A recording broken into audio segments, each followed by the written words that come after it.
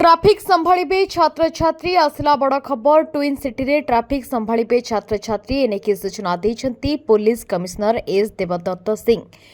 तेबे आज 53 student traffic voluntary commissionerate police रे शामिल होइछंती। एनेकी सूचना देछंती कमिश्नर एस देवदत्त सिंह। तेबे ट्विन सिटी रे नुआ नियम ट्राफिक संभाଳିबे कॉलेज छात्र छात्री। तेबे समस्त स्टूडेंट वॉलंटरी को निर्दिष्ट पोशाक सहित टोपी मध्य दिया जायछि। स्टूडेंट को योगदान बड़ सहायक हेबो।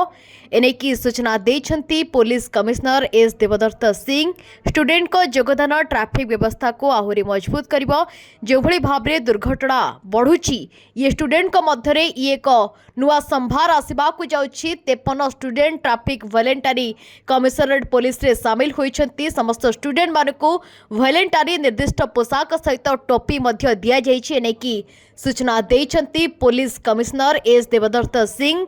तेबे स्टूडेंट को योगदान ट्राफिक व्यवस्था को आहुरी मजबूत करिबो बोली आशावादी अछंती कमिश्नर।